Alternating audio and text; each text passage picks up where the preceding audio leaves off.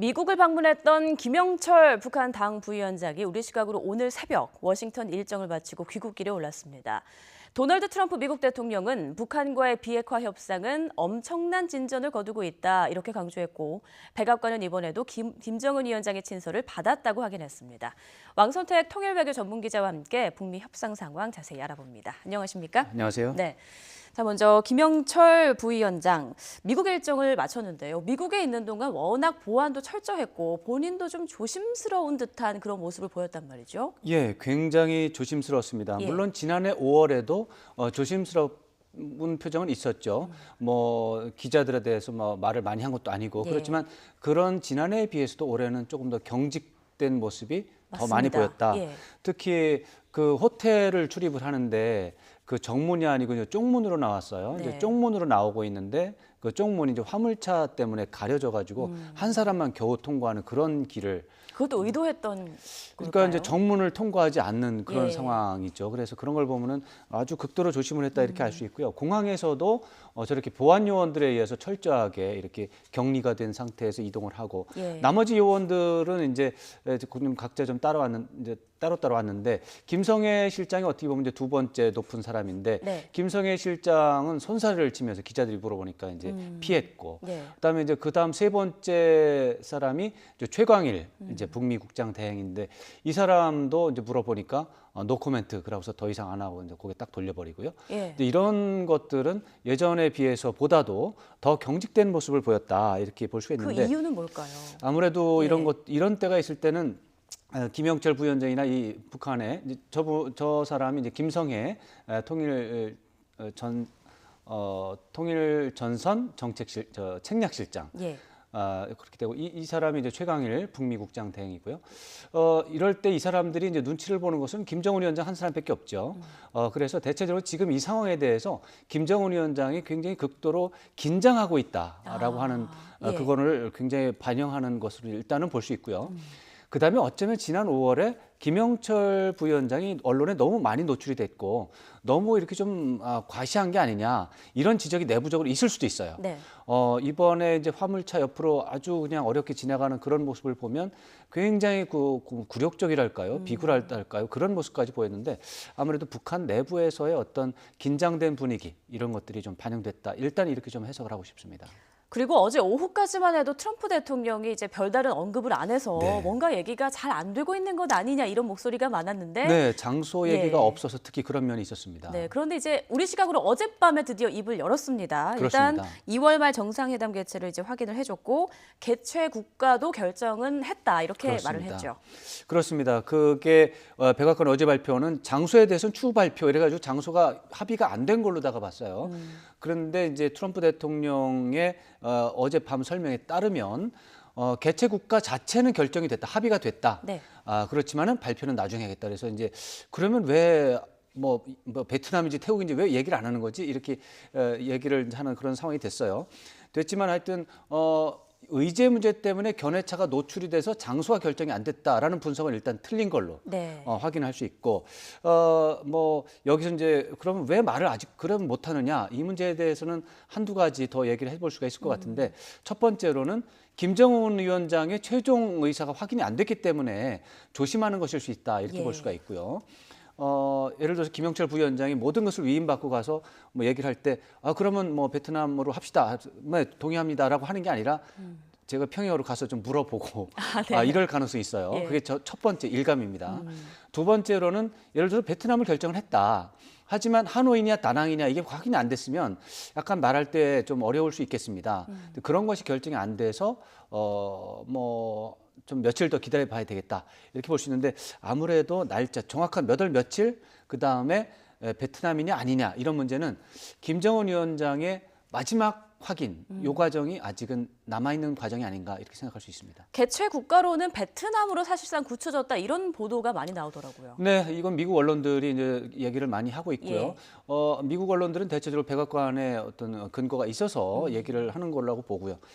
또 실제로 베트남은 북한의 고위 관리, 이제 리용호 외무상도 다녀온 적이 있습니다. 예. 그리고 베트남에는 이제 양쪽에 공간이 다 있고 그래서 충분히 베트남이 현지로서 유력하다고 하는 점에 대해서는 뭐 한 달 전부터 예, 계속해서 그렇죠. 얘기하던 상황입니다. 그중에 일정에 하노이냐 다낭이냐 뭐 이 부분도 많이 거론되고 있는데 그렇습니다. 조금 더 기다려 봐야겠네요. 네. 또 하나 이제 트럼프 대통령이 언급한 것이 비핵화와 관련해서 이제 엄청난 진전이 있다. 그리고 북한과 관련해서 매우 네. 잘 돼가고 있다. 네, 그렇습니다. 예. 말씀하신 대로 이 트럼프 대통령의 이 말이 나오기 전까지는 뭐가 이게 잘 안 됐으니까 발표도 제대로 안 하고 맞습니다. 뭐 그런 게 아니냐 이렇게 됐었는데 트럼프 대통령 자신은 뭐 평소에 쓰던 용어대로 최고의 이제 표현을 써가면서 이제 엄청난 tremendous progress라는 말을 사용했는데 이 정도 되면은 뭐 만족스럽다는 생각이 들어가요. 예. 그러면 어떠한 상황이 됐길래 tremendous progress라는 말을 사용했을까? 그렇죠. 이렇게 볼 수가 있는데 이 부분에 대해서는 이제 비핵화는 이제 북한이 하는 거죠. 북한이 나름대로 과감한 조치를 하겠다라는 입장을 다시 한번 피력을 한 게 아닌가. 그래서 이번 북미 정상회담이 열린다면 구체적인 비핵화 조치를 하겠다라고 얘기를 한 게 아닌가라고 추측을 할 수가 있겠고. 과감한 조치가 뭡니까? 그 부분에 대해서는 우리가 예. 예측할 수 있는 것이 먼저 번에 9월 18일과 20일 사이에 문재인 대통령과 김정은 위원장의 정상회담이 있을 때 김정은 위원장이 말한 게 영변의 핵 단지를 국제적인 사찰 참관을 하는 상황 속에서 폐기할 수 있다. 예. 물론 미국이 상응 조치를 함에 따라서 이렇게 말을 했습니다. 그 부분을 얘기한 게 아닌가 생각을 해볼 수가 있겠고요. 예. 그다음에 최근에 미국에서 장거리 미사일의 위협에 대한 얘기가 많이 나왔습니다. 이 얘기는 북한으로부터 장거리 미사일 부분에 대한 폐기는 이번에는 하여튼 받겠다라는 의지가 나왔거나 아니면 북한이 그런 시사를 했기 때문에 그런 말들을 미리 이제 뭐 풀어놓는 게 아닌가 이렇게 예상할 수 있어서 제가 볼 때는 과감한 조치는 영변 시설과 장거리 미사일 이 두 부분은 들어갔을 것이다 이렇게 분석을 하고 싶습니다. 그리고 워싱턴 포스트가 이번 김영철 부위원장 방미와 관련해서 그 사설을 실었더라고요. 맞습니다. 내용을 보니까 김정은 위원장의 전술적 승리다 이런 표현이 있던데 네. 트럼프 대통령을 비판한 건가요? 그렇습니다. 이 부분은 뭐 지난 2년 동안 내내 하는 것인데 트럼프 예. 대통령이 뭐 선거 전에도 2016년 11월에 당선이 됐는데 그 이전에도 이제 막말을 너무 많이 하셨죠. 그러니까 미국의 전통적인 엘리트는 너무 싫어하는 거예요.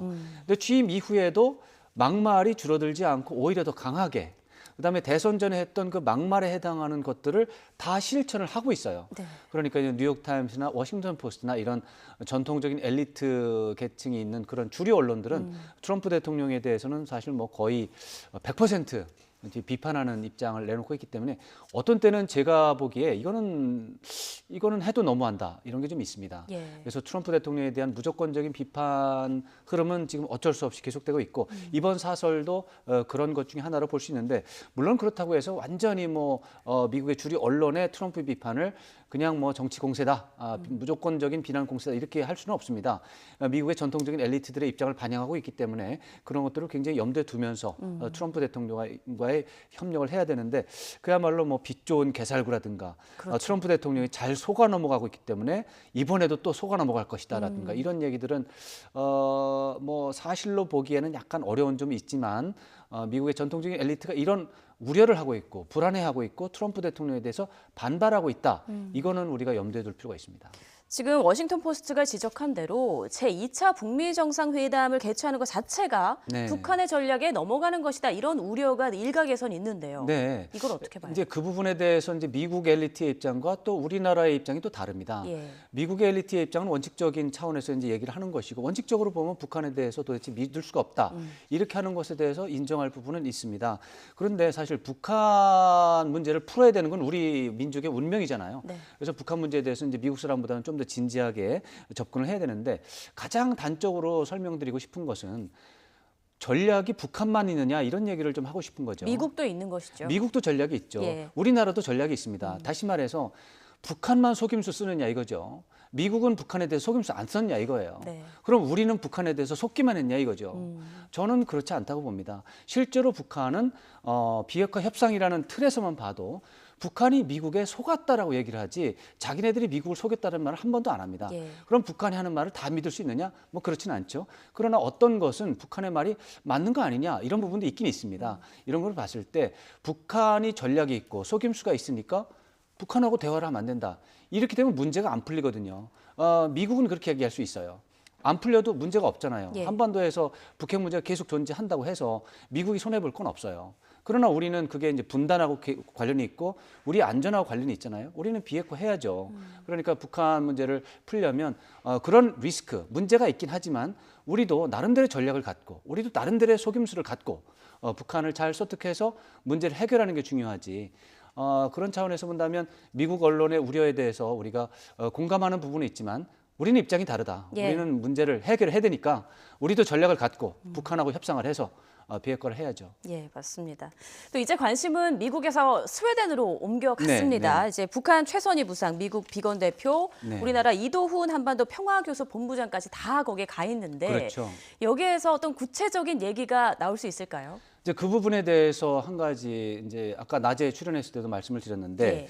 이 스웨덴에서 열리고 있는 이 회담이 남북미 협상이 아니라는 겁니다. 기본적으로 이 세팅 자체가 네. 이것은 스웨덴에서 그야말로 이 세계 평화와 안보의 증진을 위해서 관심 있는 나라의 대표들, 중요한 사람들을 불러서 다 한 곳에 모아서 휴양지에서 좀 탁 터놓고서 토론을 하자 이런 자리입니다. 남북미만 모인 게 아니다. 그 아닙니다. 말씀이시죠? 남한, 북한 또 미국도 있지만 예. 다른 나라의 대표들도 있고 스웨덴 외무장관이 어쩌면은 이제 주재를 하는 그런 회의가 되겠습니다. 예. 국제회의에서 평화를 위해서 무엇을 할까라는 그런 것을 할 때 혹시라도 거기에 참가한 북한 대표, 미국 대표가 잠깐 시간을 내서 옆에 좀 다른 특별한 공간에서 협상을 할 수 있을까 이렇게 질문을 할 수 있을 때 할 수 있다고 보는 거죠. 그렇기 때문에 그거에 관심을 보는 것이지 이번에 스웨덴에 간 최선희 부상과 이제 지금 이제 거의 도착해 있는 비건 특별 대표가 그 두 사람의 협상을 위해서 가 있는 건 아니다라는 것입니다. 예. 그렇기 때문에 어쩌면 분위기가 아주 나쁘다면 북한과 미국 대표의 실무 협상이 없을 수도 있습니다. 없을 수도 있다. 저는 예. 80% 90%는 두 사람이 상견례하고 회동도 하고 어쩌면은 비핵화 문제에 대한 협상도 할 거라고 저는 생각을 합니다. 그러나 한 20% 정도의 가능성을 뒀고 아예 비핵화 문제에 대한 협상 자체가 없을 수 있다. 저는 그런 생각을 하기 때문에 이번 상황에 대해서 북미 실무 협상이 시작됐다라거나 북미 협상이 돼서 북미 정상회담에서 사전 조율을 한다거나 이렇게 하는 것은 좀 위험하다 이렇게 저는 생각합니다. 너무 앞서 나가는 보도다 이렇게. 제가 볼 때는 앞서 나간다고 저는 생각을 합니다. 예, 지금 북미 간 실무 협의가 스웨덴에서 열리고 있다, 착수했다는 보도가 굉장히 많은데 그 부분은 조금 조심스럽다라는. 저는 말씀이시죠. 조심스럽게 예. 생각하고 제가 그 기사를 만약에 담당했다면 네. 저는 그렇게 쓰지 않을 겁니다. 승인을 안 하셨겠군요. 네, 저는 제가 승인권을 예. 저는 좀 기사를 쓴 사람이니까 제가 승인하는 건 아니고 네네네. 제가 썼다면 제목이나 내용은 저는 국제회의가 열리고 북미 대표가 가기 때문에 협상을 할 수도 있으니까 관심을 갖고 지켜보자. 저는 그렇게 쓸 겁니다. 자, 그럼 시나리오를 좀 여러 개로 생각해 볼 수 있다는 얘기인데 만약에 말씀하신 대로 스웨덴에서 북미 실무 협상이 이루어지지 않는다면 혹은 거기에서 얘기가 잘 안 된다면 2차 북미 정상회담에 어떤 영향을 끼칠 수 있을까요? 저는 결론적으로 2차 북미 정상회담에 영향을 주지 않는다. 저는 그렇게 생각을 합니다. 네. 북미 정상회담과 관련된 북한과 미국의 공식적인 사전 준비는 이번 김영철 부위원장이 워싱턴 방문으로 결정이 된 겁니다. 네. 그런 결정이 되고 김영철 부위원장이 평양에 가서 김정은 위원장한테 보고를 하고 이제 날짜 확정하고 장소 확정하고 그 다음에 이것을 이제 구체적으로 이제 로지스틱스라고 하죠. 이제 실무 지원 준비를 어떻게 할 것인가. 이것을 그 다음에 하는 것인데 이러한 부분이 이제 지금 스웨덴에서 하는 이 부분은 그것과 별도로 스웨덴을 중심으로 한 어쩌면 그 스웨덴의 배후에 한국 정부가 있을 수도 있습니다. 예. 스웨덴에서 그야말로 평화라든가 안보라든가 이런 것을 중심으로 해서 세계 평화라든가 이런 걸 가지고 이제 행사를 많이 하기 때문에 이제 이 문제를 해결해야 되는 가장 중요한 나라는 대한민국이니까 대한민국이 스웨덴과 협조를 해서 이런 행사를 스웨덴이 좀 열어달라. 그래서 북한하고 미국 대표를 좀 초청을 해달라. 해서 모임을 주선해달라. 이렇게 할 수 있다면 뭐 저는 그렇게 할 수 있다고 보고요. 만약에 대한민국 정부가 그렇게 했다면 전 잘하는 거라고 봅니다. 물론 대한민국 정부가 그거를 밝힐까요? 저는 밝히지 않을 거라고 생각합니다. 왜냐하면 이건 북한과 미국이 자연스럽게 만나서 하는 그런 장소를 마련하는 게 목적이지 한국이 거기서 모든 것을 다 했다. 한국이 뒤에 있다라고 말하기 중요한 게 아니죠.